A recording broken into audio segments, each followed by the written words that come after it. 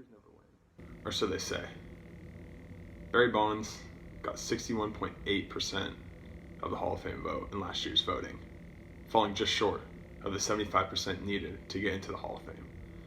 Looking at this graph, you can see there's only one guy ahead of him, and the rest follow. And this just shows how great of a player Barry Bonds was. Statistically, he's no doubt a Hall of Famer. 7 MVPs, 4 straight. There's no one that can even match this. Now, ethically and morally, this is where things come into play. But I'm here to tell you why Barry Bonds should be a Hall of Famer.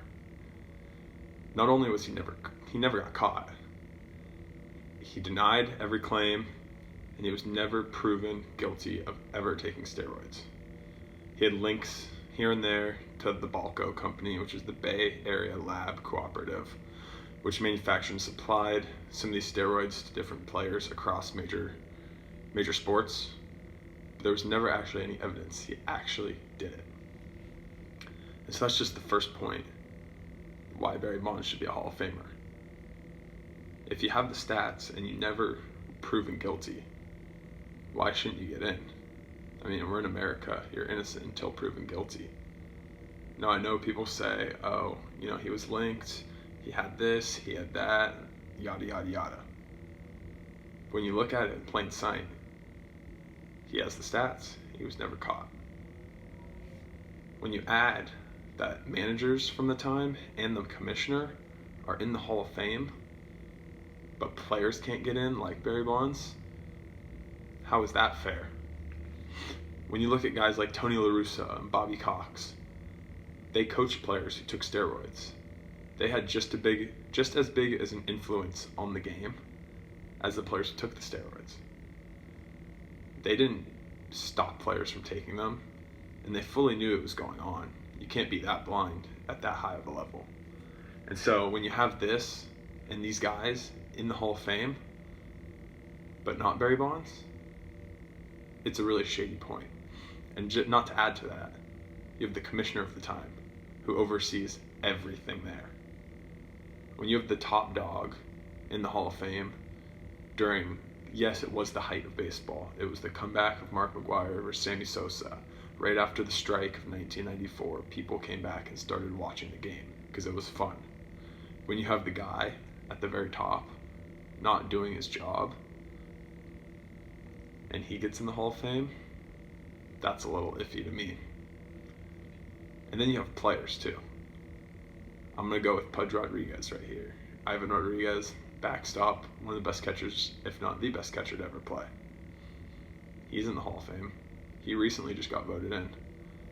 He had major allegations with steroids, and there's a lot of evidence to back up that he actually took steroids.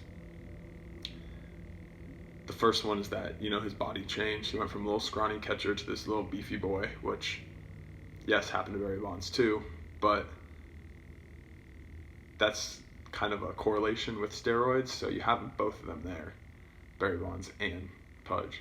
When you have former players coming out saying Pudge did it, he's now up here. When he's on the list of 103 players who got caught with them, now there's more evidence to go up there. And when he was part of the steroid sluggers, the Texas Rangers, who had all these players who got caught with steroids and did steroids, so you have him in the Hall of Fame, but Barry Bonds down here, not in the Hall of Fame. And I think the main thing that really wraps around my head is that the steroid era happened. You can't get rid of it. You can't delete it, erase it from history. And so if you're not gonna, I don't want to say embrace it, but if you can't shine light to what happened, maybe even say the positives and the negatives, especially on the biggest stage, Hall of Fame, Cooperstown, which is the history of baseball. It tells you the best players, the best times, best teams, all of that. And when you combine all that in and just skip out on such a big and historical era of baseball, it just rubs me the wrong way. And eventually you're going to get to a point where you're going to have to add these.